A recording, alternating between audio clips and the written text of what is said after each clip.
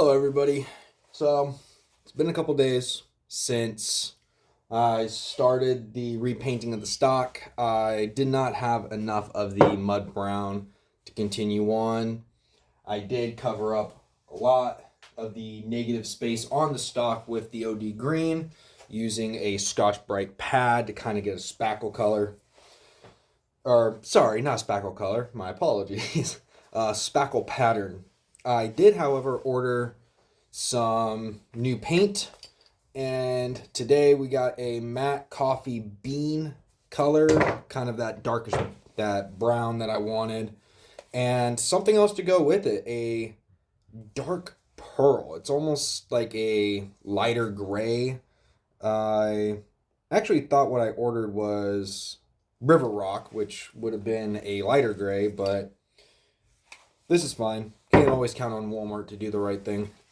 And when everything's said and done and dry, I'm going to go over it with a matte finish clear coat. So it won't have that sheen, it won't have that shine. But to just show you what we got going on, this is the stock so far. That marsh grass tan color with the OD green spackling going around. And after it's dried and cured, it actually doesn't look too bad as is. Honestly, it looks pretty good. I can't wait to get these other colors on. It actually has almost like a texture to it since it's spackled, so the paint's not all thinned out, it's not all spread out. Yeah, there's little bumps on here from some runoff, a little bit of globbing, but as I stated earlier in this video the other day, this is just kind of experimenting still, just seeing how this turns out. Again, cheap rifle. This isn't like a rifle that I paid $1,000 for. Remington 783. It's a $400 hunting rifle. And the rifle works good.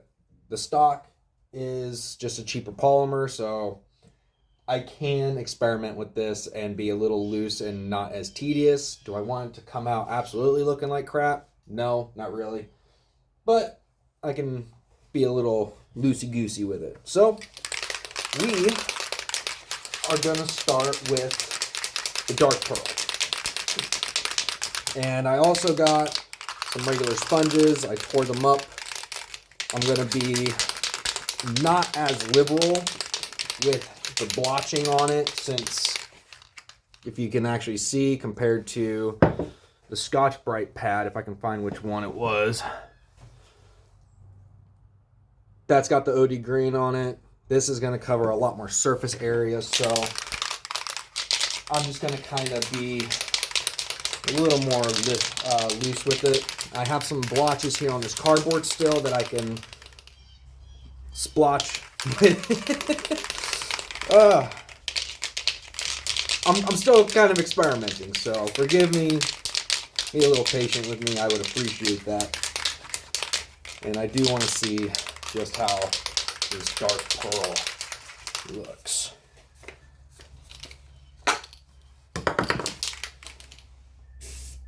Okay. That actually doesn't look too bad. So let's go ahead, push this up a little bit more so I can get some kind of pool going. There we go.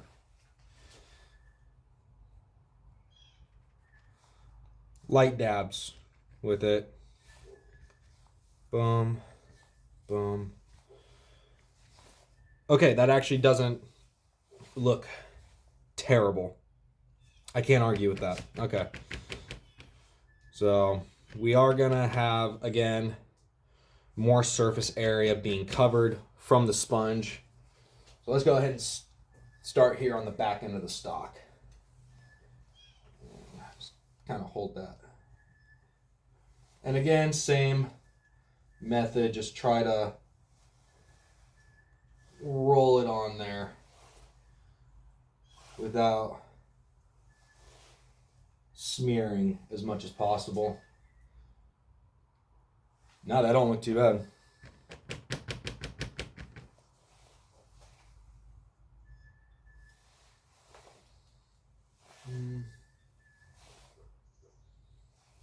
And right here, It's a little trickier.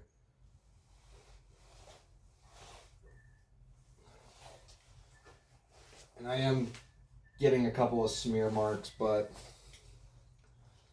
it's not too bad. And I want to try to leave some negative space where this gray is not going to be in, so that way I can throw that brown on there without covering up a lot of the OD green with the gray and the brown.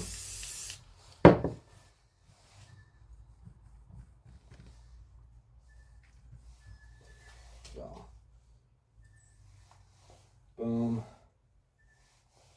boom, yeah.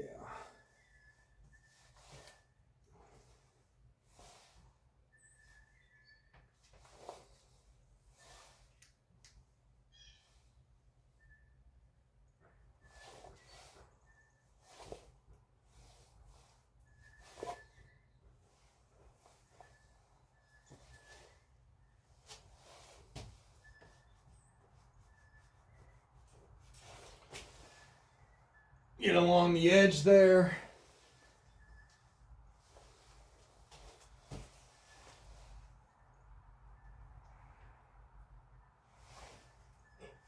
That rubbed.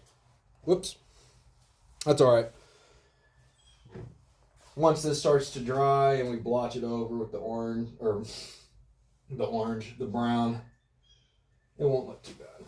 Swing it around. There we go.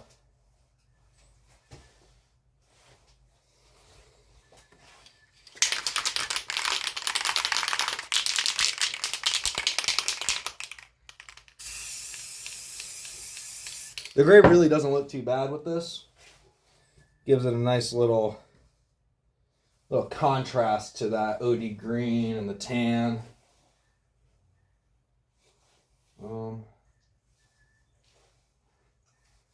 Try to alternate the angle in which I'm applying this instead of rolling it. Yep, that actually worked great right there.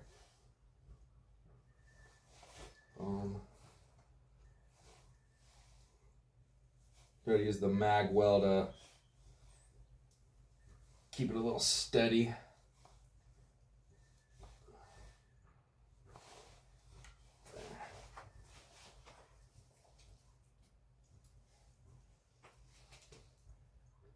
That actually doesn't look too bad. I like that. Now with the same trick from last time, we're going to go ahead and air dry this a little bit with the heat gun. Try to speed up that process, get everything dried off, and move on to the next color. Be right there. Alright, so we had the heat gun on it for a few minutes, and I'd say it's pretty much dry to the point where I can start applying the new color. Gonna swap to the unused sponge. Oh, almost forgot. I'm also doing the magwell as well as the trigger guard.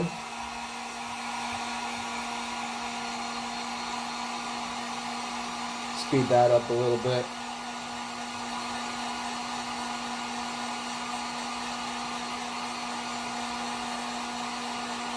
Now it looks like by itself it does dry fairly quickly.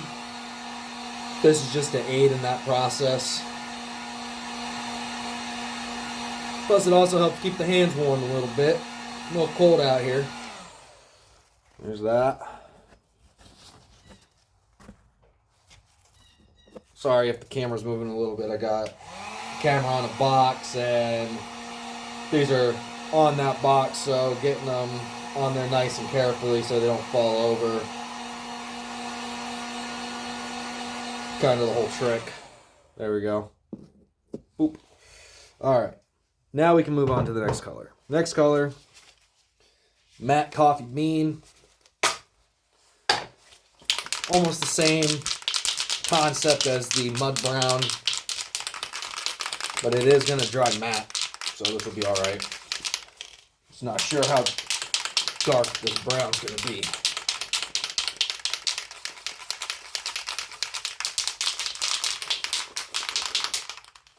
There we go.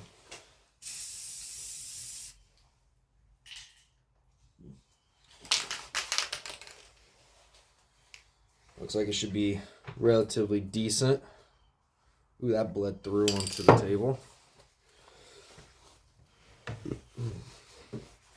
It's all right. We'll spray it up here. Oh yeah, that's a fairly darker brown. Let's go ahead and take a look. See how this would. Maybe if I turn it like this. This sponge that I cut up's kind of got almost a linear pattern to it. I wonder. Doesn't look like it'd be too bad. Well, let's go ahead and get her going here. This might actually turn out half decent. And I'm not applying a lot of pressure to this, mind you. I'm just kind of setting it on there and then rolling it. Oh yeah, that don't look too bad. But with that linear pattern, I want to change the angle of the sponge a bit more drastically.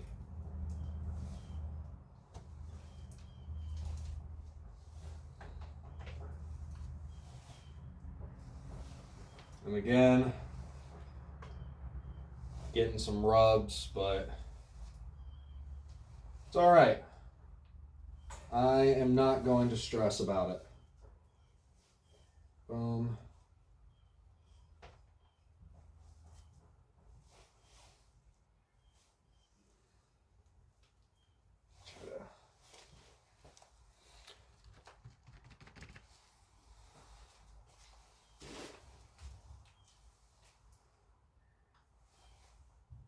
Okay, there we go.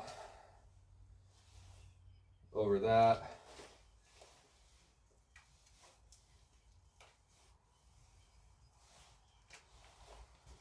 Get some more paint. And again, all I'm doing is just spraying onto a piece of cardboard, get a nice little pool of paint going.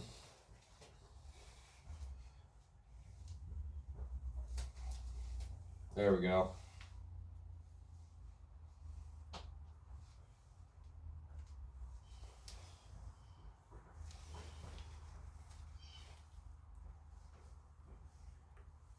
Oh yeah. This is going to turn out pretty good. A little there on the front.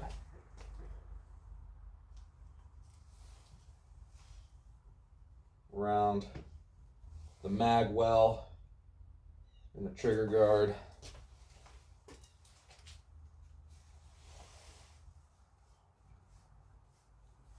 And then down along the edge, just like I did with the gray and the green. And probably get another press in right here, a little light. There we go. There we go. Yeah, that's looking pretty good. That is looking pretty solid there. Flip it around.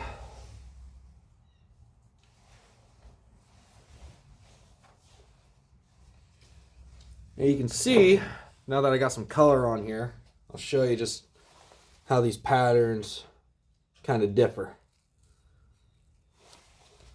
So all I did was I took a regular kitchen sponge, cut it in half, and then took a multi-tool or some tweezers or whatever you have available for you. I used a multi-tool. Just used the pliers, pulled some material out in random spots, different depths, different pressures, different lengths, just to try to get some variable on it.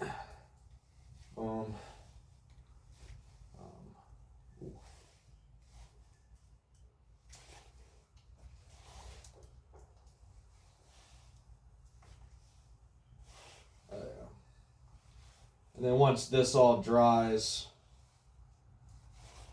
it should turn out pretty dang good. Oh yeah.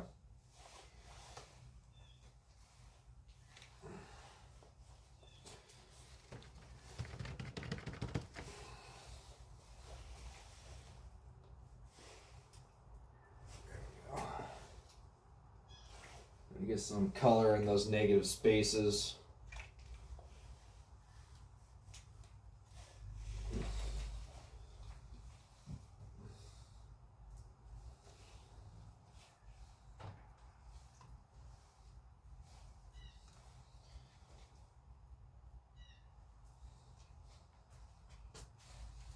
And there you have it.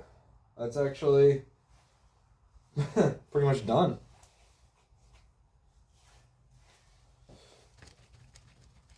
Didn't really need to take up too much time on this side.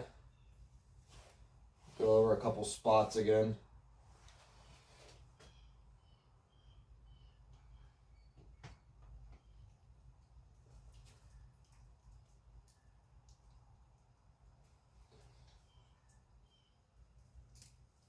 So it doesn't look half bad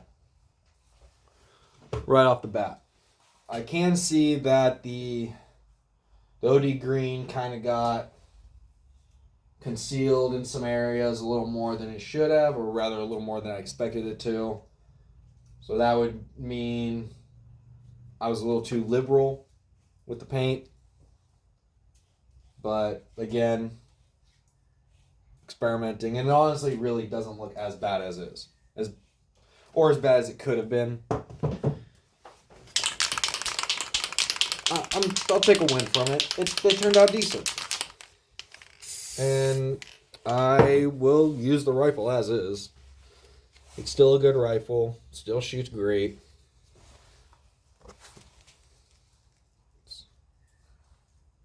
Some nice light blotches there.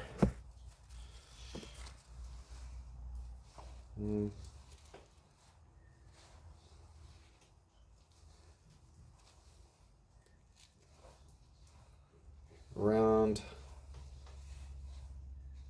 the trigger guard.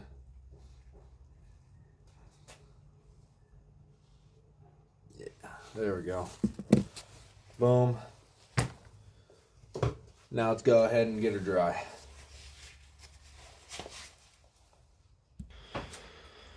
All right, so I just applied a couple of coats of that clear finish, and this is the final result. I honestly don't hate it. In hindsight, probably next time I do something like this, use the tan not as a base color. Maybe use a darker color, such as even the gray would probably have been a better choice, or that coffee bean color as a base, but it doesn't look half bad. Couple of smears here and there, but focus. Dang it. There we go. It turned out pretty good for what it is. So after that, gonna go ahead and get everything put together. Gonna let this finish drying and curing for the next couple hours, and then get the receiver and the barrel put back in, get the trigger guard on, get the magazine in there, and just see how the finished product looks. See you then. Hello everybody, and welcome to the end of the Remington 783 painting project. I gotta say, this turned out really, really good. The clear coat's done. I've had it sit out there for a couple hours after hitting it with the heat gun for probably 3 or 5 minutes. Just went over it real good, threw a couple of coats on. I got the tape off of it, and this is the end result of that. Again, this turned out a lot better than I thought it would. Honestly, I thought it was going to be a little rough. I thought it was going to come off as a little messy, but It actually, I like it. It turned out really, really well. The trigger guard and the magazine also got hit with the same color scheme and pattern. So those are going to match up really, really well with the stock. All that's left now is to put it all back together. So I'm going to go ahead and take care of that. I'm not going to let you sit here and watch me put this together. Nobody wants to see that. And then you guys will see the end result with the receiver, barrel, optic, and we'll take a good look at the final project. All right, we got her all put together, and I gotta say, I like the way she looks. She looks good. This is my favorite deer rifle, and I'd be happy to take this out into the woods. And I intend to be using this as this color scheme for a very long time. I am contemplating whether or not to get a replacement stock for it, just one or two even, and try different patterns, try different colors, do different things with it. I want to get more creative with this. I love it. So I hope this video, this 2-part video, will allow you to go and select a rifle of yours with a polymer stock or a pistol even, just something cheap. Start low budge and just play around with it. Get creative, personalize things, make it your own. That's the whole point of this, is how you do this will speak about who you are, how creative you can be, and really think about whether or not it's going to be practical for you. It's fairly neutral as far as a pattern and color. It's fairly neutral. So I could use this in almost any terrain. But if you wanted to get really creative, something that's you don't really typically use crazy colors even, crazy patterns, different styles, who knows? It's not up to me to dictate how you color and paint your rifles or how you personalize your rifles. It's not the point of this. The point is to do you and do whatever makes you happy. So, again, this is Lone Walker 1995. Thank you for watching. I hope you enjoyed the content. I'll be working on trying to get you guys some more videos. If you like, subscribe, keep in touch with how the channel operates. And I'll see you guys on the next one.